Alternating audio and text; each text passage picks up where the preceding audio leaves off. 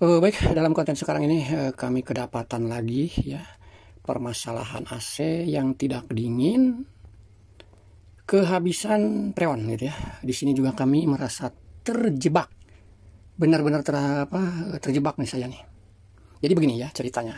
Silahkan simak dulu bagi yang mau mendengarkan cerita saya ya, siapa tahu Anda sebagai teknisi atau sebagai pemilik AC merasa ibarat kata mengalami hal yang sama gitu ya. Oke, begini ceritanya ya. Ini AC bongkaran ya. Jadi di satu tempat itu diganti AC dengan yang kapasitas PK-nya lebih gede, dan tentu ini copotannya gitu ya. Nah cuman si AC ini tuh dari mulai pelepasan ya sempat tersimpan gitu ya, tersimpan dulu, dan sangat rapih juga lah penyimpanannya, juga tidak sembarangan gitu ya, selama kurang lebih 2 tahun tersimpan ya. Tentu yang awalnya sebelum diturunkan atau diganti dengan di tempat lain dengan PK yang lebih gede, kondisi AC ini masih tetap dingin. Maka dari itu disinilah kami yang mengatakan kami merasa terjebak gitu ya, karena melihat kondisi indoor ini tidak mencurigakan adanya kebocoran.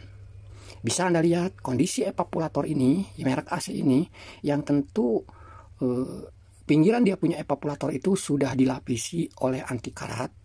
Cuman anti karatnya emang warnanya putih, seperti kayak salju gitu. Padahal ini bukan salju ya, ini emang anti karat bawaan asli dari unit AC ini. Ya. Sisi kiri, sisi kanannya dia punya evaporator ini sudah dilapisi oleh anti karat berwarna putih. Jadi bukan putih ini bukan bersalju gitu ya. Cuman ya disinilah kami katakan kami merasa terjebak ketika unit indoor ini dipasang di satu tempat ya, yang sudah terdiam atau tersimpan kurang lebih 2 tahunan baru dipasang kembali gitu ya. Kami tidak mencurigai bahwa terjadinya setelah pemakaian hanya sekitar 3 hari atau 4 harian gitu ya. Tiba-tiba LED indikatornya itu, timernya itu berkedip. Itu memprediksi adanya permasalahan di gas freon karena mesin dia punya kompresornya berhenti ya. Tetapi begitu kita cek terlebih dahulu, begitu dinyalakan langsung ngelihat outdoor hidup. Ya langsung start, mesin mau start. Tetapi karena terprediksi kekurangan gas freon gitu ya, tentu outdoornya tuh langsung mati dan timernya berkedip gitu ya, error langsung ya.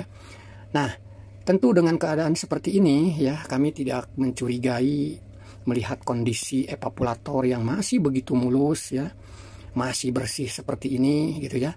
Maka dari itu kami langsung fokus ke pekerjaan kami. Justru kami sendiri ya mencurigai pekerjaan kami sendiri gitu, karena kan pas kebetulan instalasi mempergunakan instalasi lama, pas kebetulan nepel juga nepel yang lama gitu ya. Kami berpikirannya gini, siapa tahu nepelnya pecah gitu ya.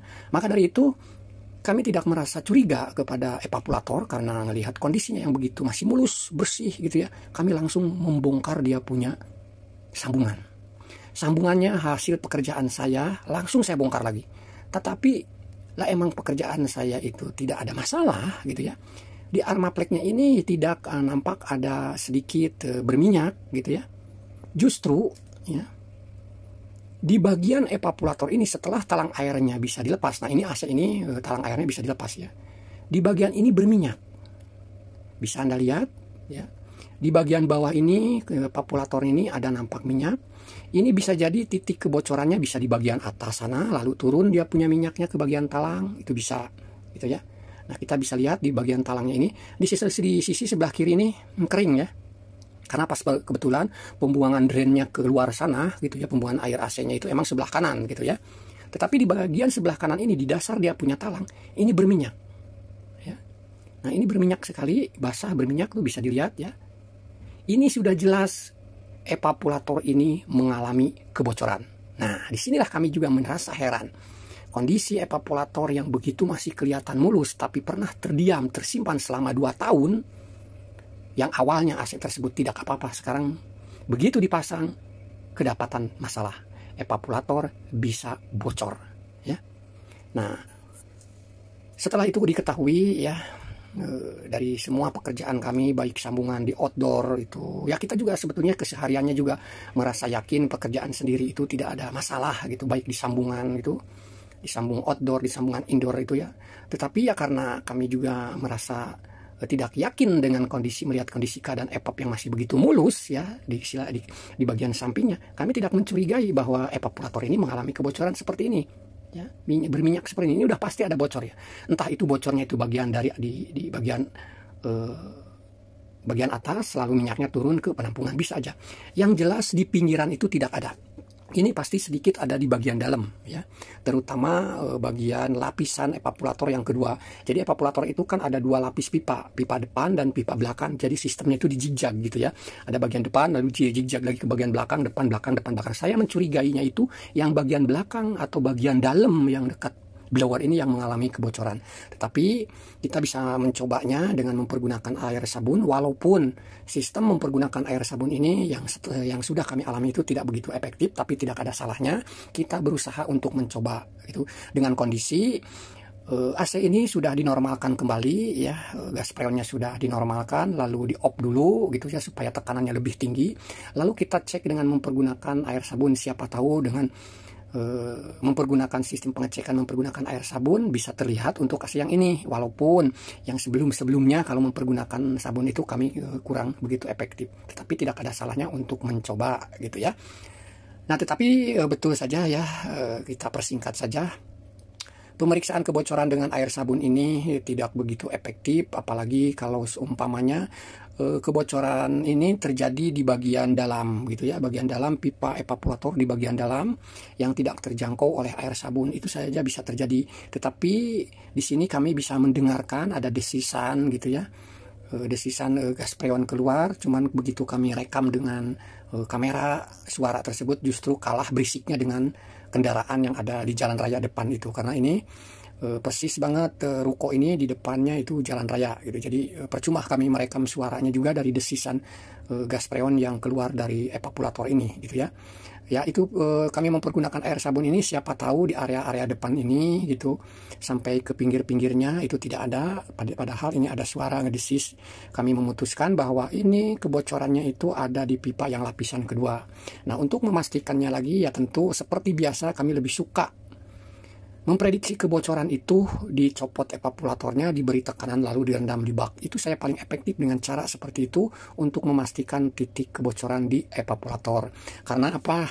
Dengan air sabun mungkin hanya kebocoran-kebocoran besar atau kebocoran-kebocoran yang di bagian depan saja, sementara bocor yang bagian dalam yang hampir mendekati dengan blowernya itu tidak, blower indoor ya, tidak terprediksi oleh air sabun tersebut. Tetapi kalau dengan sistem yang direndam seperti yang sudah kami lakukan sebelum-sebelumnya saat pemeriksaan evaporator, itu sangat efektif sekali. Direndam, dikasih tekanan evaporator tersebut lalu direndam di dalam bak, itu sangat efektif sekali.